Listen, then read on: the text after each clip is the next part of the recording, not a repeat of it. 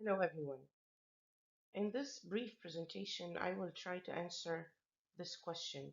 Many students find it very difficult to approach a literature question, and I will try through this presentation to give you some guidelines, some tips, some tricks on how to approach a literature question. Before I do this, I would like to ask a question. What is a literary essay? Which is what you're going to write in response to a literature question. A literary essay is an analysis of a piece of fiction. Each writer analyzes a literary text in the way that he or she sees it. Like we say most of the time, told you many times before that anything in literature is correct as long as you give support to what you say.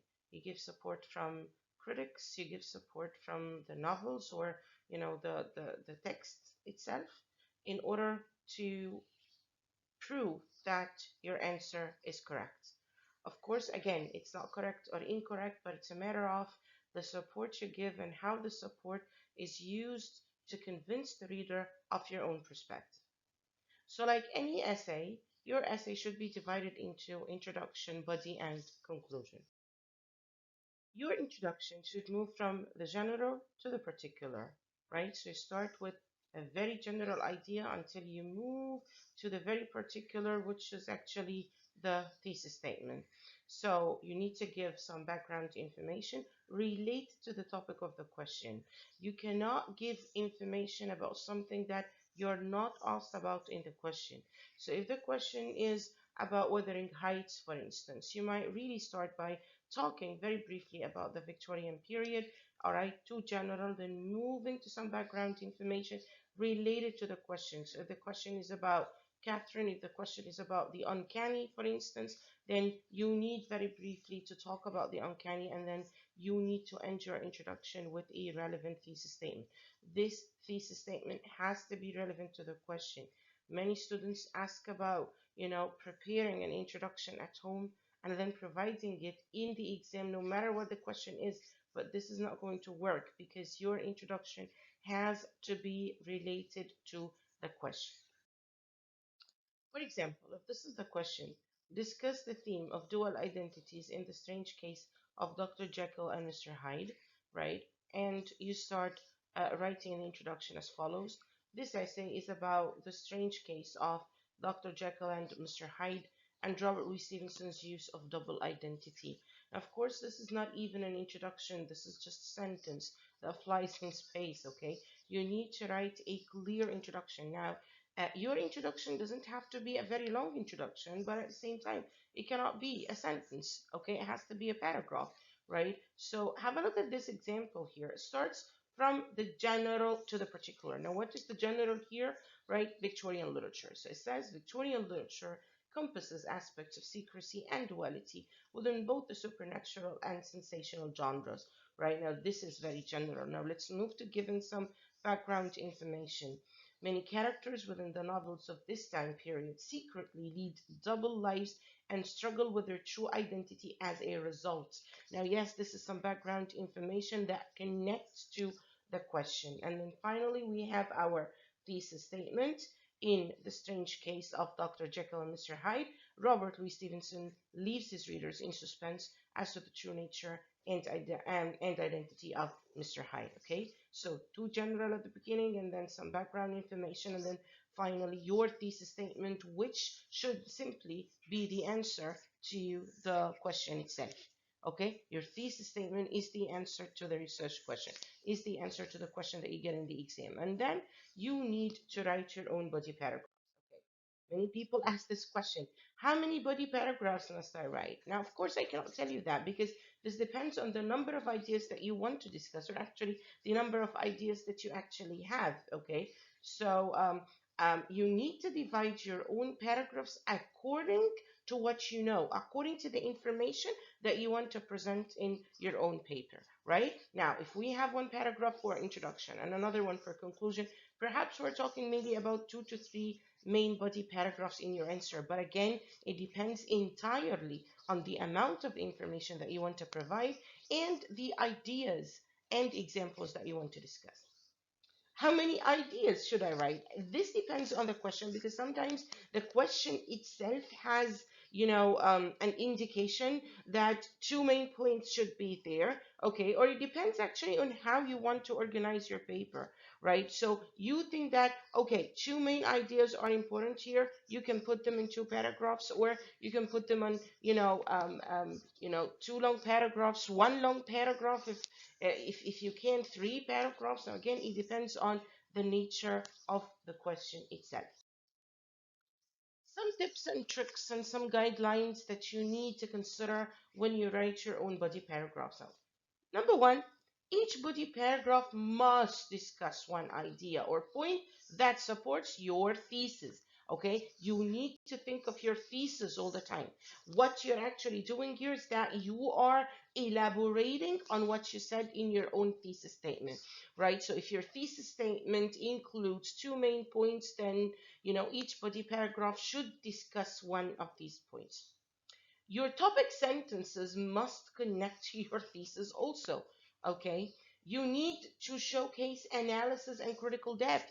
Okay, let me give you an example. For instance, you write that Bussola, for instance, in The Duchess of Malfi, is a complex character. Well, that's great. You need to give me support. Why do you think he's a complex character? So you can give examples from his own soliloquies. You can give examples of, how he sees himself and how he sees other people. You need to explain that. You need to analyze that. You're not in a position just to say, well, he's a complex character or he's a bad character. No. How is he a bad character? And give me evidence that supports that. Okay. In Othello, for instance, you want to say that Othello has insecurities and that Iago is not to blame for his own downfall. Well, it would be very appropriate here if not only you refer to textual support from the play itself, but you can also refer to some of the critics that we discussed together, right? So perhaps in this case, you can refer to F.R. Levi, who actually said that Iago is not important and that he's simply an accessory in the play. Okay, so anything that you say needs to be supported because this is how you showcase your analysis and you showcase your own critical depth in your answer. Um, how are you going to refer to textual support? Well, you can use quotations, even if it's one word, even if it is one phrase. Like when you say, for instance, I am Duchess of Malfi still, and you actually put it between quotations. I'm not asking people to, um, um, learn by heart what is said there, but one word could be more than enough. Okay, you can refer to Othello being described as a Barbary horse. You can put this again between two inverted commas. You can refer to just one word here, okay, that would actually give you ample support in your answer. Or you can actually paraphrase. Simply, you can paraphrase. These are examples from the work of fiction itself in order to support your claims. Your quotations and your paraphrases must be well integrated into the essay. Okay. You say something, so you say, for instance, that Bosola is a complex character. For example, he did so and so, which explains so and so. So they need to be coherent. They need to be integrated very well inside the essay. Otherwise, you'll actually be given a list. You will not be analyzing or explaining why you brought this quotation or the significance of this specific quote. Again, you need to explain the significance of the textual support you provide. Why are you saying this? What is the significance of that? You need to stay focused on the topic of the question, which is also important.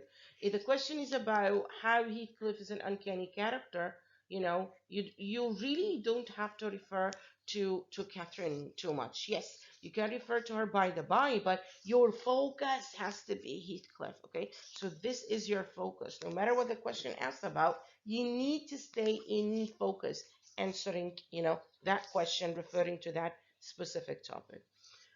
One very, very important point that many students make mistakes through is over narration, right? Over narration means you just write summaries or give synopses of specific texts, When you write a literary essay, you're answering a literature question, you need to bear in mind that whoever has written the question, whoever is going to grade the question, they know the story very well, and therefore we're not waiting for you to tell us what happened. Okay, so do not summarize. Do not tell me Othello is a play about Othello and Iago and his wife who cheated on. No, I know all of this. I know what the play is about. I know what the novel is about. So do not over narrate. Do not tell me what happened. Do not give me summaries of events, because this is not going to be helpful at all. um, Again, a summary of the text is never an answer to any literature question. Okay, so please bear all of these, instructions in mind while you're answering your literature question. Your conclusion simply restates your thesis statement and summarizes the main points you discussed in the essay, like the introduction, which was around 3 or 4 sentences. Your conclusion should be again from 3 to 4 sentences, and again, it should summarize the main points that you introduced in your own essay. Okay, do not say something that wasn't mentioned. Do not talk about something else. No, has to be related to what you said. Restate the thesis and summarize the main points. General tips. Again, these tips are very important, and some students lose a lot of marks when they ignore, these tips here. Your presentation, the presentation of the essay itself and how the essay is organized is very important. You write an introduction, you write in an essay form. So this is your introduction, you indent, and then you move to first body paragraph, you indent again to move this second body paragraph, and then you indent to move to your own conclusion. So each paragraph has to be, a separate block. Okay, the essay itself has to be well presented. You need to take extra care of your language, your grammar, your spelling, your sentence structures. This is very important. Some of you fall prey to writing a lot of sentence fragments, right?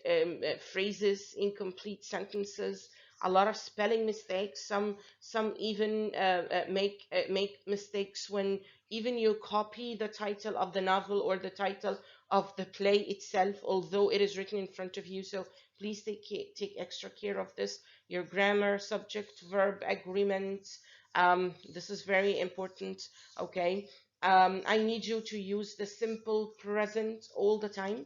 Okay. Do not use the past simple, because you're not going to be narrating anything that happened in the past. So let's stick to the present simple tense and the present perfect, and that's basically it. Please, let's stick to these two tenses.